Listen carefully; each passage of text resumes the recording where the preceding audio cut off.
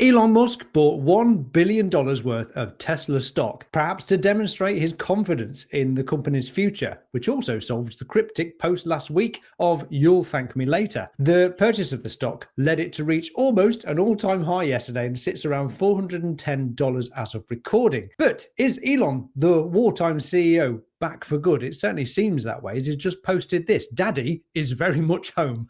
I'm burning the midnight oil with Optimus engineering on Friday night, then red eye overnight to Austin, arriving at 5 a.m, wake up to have lunch with my kids, and then spend all day Saturday afternoon in deep technical reviews of the Tesla AI5 chip design. Then fly to Colossus II on Monday to walk the whole data center floor, review transformers and power production. Excellent progress. Depart midnight. Then up to 12 hours of back-to-back meetings across all Tesla departments, but particularly to focus on AI, autopilot, Optimus, production plans, and vehicle production delivery. The future is looking brighter than ever." So with me to discuss this is my good friend Dave Dewson, back by popular demand after we last discussed all sorts of stuff, didn't we? LiDAR, radar, regulations, FSD. Great to have you back with me, Dave. So yeah, what do you think of that then? What's gone on? It's quite a statement, isn't it? My goodness. I mean, I've had a busy few days, but yeah, you think you'd squeeze a bit more in somewhere as well. But anyway, yeah, it's really it's impressive, isn't it? I think you're going to have to start with a list wheel because I can't remember any of it now. Well, let's start with just discussing the Tesla Robotaxi rollout, which is part of his what he's going to be discussing with his team soon. It's well underway now. So, what are your thoughts on its progress compared to initial expectations? If this is Tesla being cautious, I'm just like, wow. They must be hitting all the right things that they're looking for, because they're not slowing at all. They've just gone again and again and again, and it seems to be a few weeks and then they double the area. Or I did notice something the other day that there's now a safety driver is actually behind the wheel now, and I think that's because of highways. I didn't dig into that too much, but it looks like it's a highways thing. And if you think about it, the risk of doing 70 miles an hour potentially and something happening, you want somebody right in front of the wheel to take over it. So I suspect it's just a cautionary measure for actually running them on highways. It seems so. And Elon did mention that the safety driver will be out of that position by the end of the year. So let me just touch on this then as well. So the current operational locations are obviously started in Austin and has expanded to a geofenced area of over 850 square miles, larger than competitors like Waymo in the same city. The service hours were also extended from 7 in the morning till 12 a.m. to 6 a.m. to 2 a.m. to support more nighttime operations. The app is now open to the general public, with rides available to waitlisted users. Early reports noted some incidents like traffic violations prompting NHTSA review, but operations continue with safety monitors now in the driver's seat for highway trips. So there we go. Just clarify that. Tesla has a statewide rideshare license in Texas, enabling potential further growth. So that takes care of Austin in Texas. Next, we've got San Francisco Bay Area in California. This launched in late July. It covers a geofence area of about 400 square miles, also larger than local competitors. The service runs from 6 a.m. till 2 a.m. with plans for airport access pending permits. But here's some interesting things about what's upcoming next. So Tesla is aggressively scaling to try to reach half the US population by the end of the year. I'd forgotten about that. That's ridiculous, isn't it? Pending approvals. And job postings at the moment and testing indicate preparations for Nevada, which obtained testing permits just recently in September for driverless vehicles on public roads. But full commercial deployment requires additional self-certification and Nevada Transportation Authority approval. And in Arizona, validation testing has been spotted. No live service yet, but regulatory environment is favorable, as Waymo already operates here. And other potential expansions, job listings suggest interest in New York, Miami, and Chicago, with Musk noting that cities allowing Waymo are viable for Tesla. So just to finish this little long section off, the service uses existing Tesla vehicles, not yet the dedicated Cybercab, of course. Rides are already cheaper than Uber and Waymo. in early tests, and the app has over 2 million downloads. For the latest availability, download the Tesla Robotaxi app and join the waitlist. Now, I did try and download the app myself, but I can't get it in the UK, even with the VPN. I bet you did. Yeah, I think you need a new app. You need a new Apple account, don't you? You do, or something like that. Yeah. Create it in the States with US address. Anyway, yeah. Yeah. It's so mega, what do you think about that rollout then? So it's going pretty quick, isn't it? Staggering. It's staggering. Yeah. As you were reading that, I was thinking, this is a generalized solution. It's a generalized solution. It doesn't need heavy training in new regions. It doesn't need heavy training for going on the opposite side of the road and doing hook turns and doing that. It's a solution that it's very human-like in the way it drives, because it's trained on good human drivers, and that's how it behaves. But it also, just like humans, it allows you to go to a different area, and as a human, you can just go and drive on the other side of the road, and you kind of get the hang of it. So with a little bit of training and a bit of a bit of care, you can cover those cases, and it will then drive on the other side of the road. So they might have regional settings for the left-right sides, I suspect. But again, this is because it doesn't need HD maps. It doesn't need any of this radical retrain to go into a new area or to expand an area. We've seen the guys going around with the LiDAR rig on the roof. They obviously go around, they collect data. Pretty sure this is for simulation. They're making simulation models of the street areas that they're going to expand into. So they can send a few wires out, gather the data, and then stick that all through their compute platform to create simulations and create edge cases maybe, and also post-analyze any reports that come back from the vehicles. I watched one the other day where the car didn't quite get in the right lane, and the safety rider he didn't intervene, but he tapped the Robotaxi icon on the screen, which seemed to take a log of where he was and what was going on, and all that data will be back with Tesla to be evaluated. So, I mean, they must have a fairly automated stream to deal with all this test data, because you rely on people to do it. You're just not going to get through it. It's just you're going to need thousands and thousands of people to evaluate all the data that's coming off those things.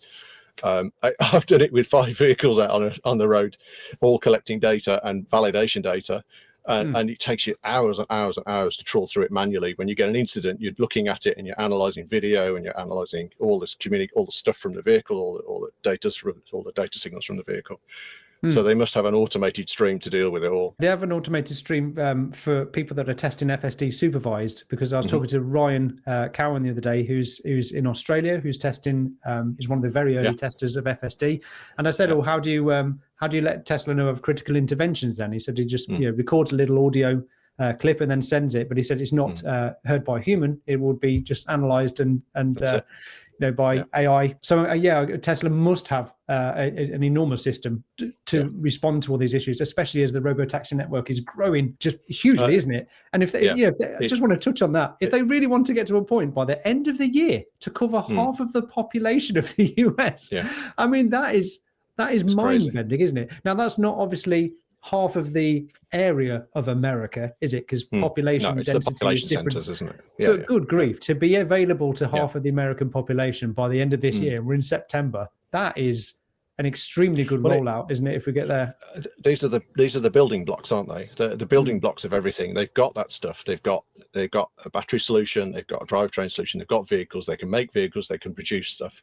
So when they get their system working, all the other stuff is all there waiting in the background. They've been making cars for years. They can make millions of them every year, and they cost what regular cars cost. And the comparison with a Toyota Corolla always comes up. Owning and running a Tesla is cheaper than having an expensive Tesla. Really, is cheaper than a Toyota Corolla, because it's the lifetime ownership is cheaper.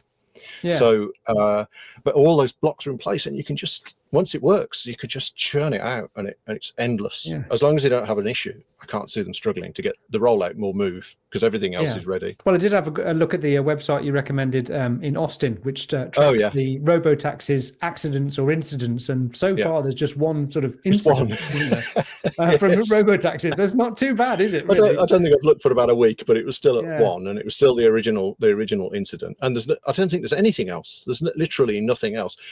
We know there's nothing else because the media would be all over it, wouldn't they? Well, exactly. Putting my conspiracy hat on, the media would be all over it. Delightfully quiet.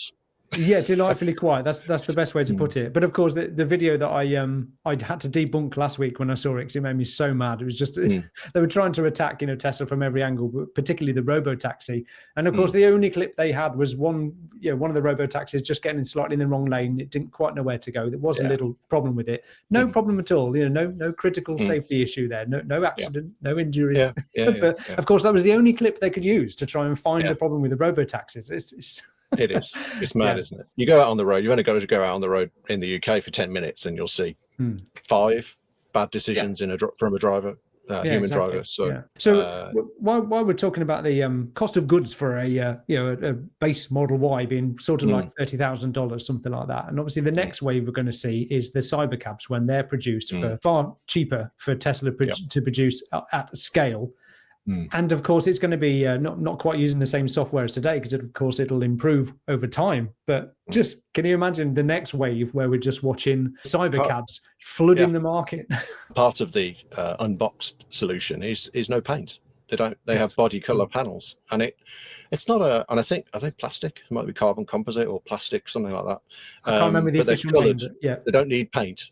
So paint is a massive expense for automotive. I haven't been to a Gigafactory yet, but I've worked in many automotive factories, and the paint line is huge. Filtration of the air, because it's got to be clean. It's like a surgery. It's got to be super clean, because anything that gets into the air ends up in the paint and it ends up on the vehicle. So painting cars is it's such a massive undertaking to get it to the point where you can take it out, stick it in a showroom under showroom lights, and the lights show everything, all the little imperfections, anything that's been picked up, dust that's been picked up in the air by the paint gun, it shows up in the paint in the final product. So not having to paint cars is a significant move in terms of cost. Definitely painting gives huge problems in California, because the air regs are you can't discharge.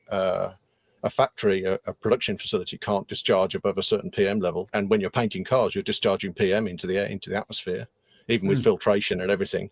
So they're limited by the amount of paint they can put on. They're limited by the process and where they're making those vehicles as well. So getting rid of paint is a huge positive. Yeah, of course. Well, for factory floors, I mean, it must take up an enormous area for a start. It's extremely expensive to use. You must get through a lot of water consumption through it, even though places like Giga Berlin are like leaders in they are. Yeah, you can recycle the water if you've got the right equipment. You can recycle the water and get the PM out of it and reuse it.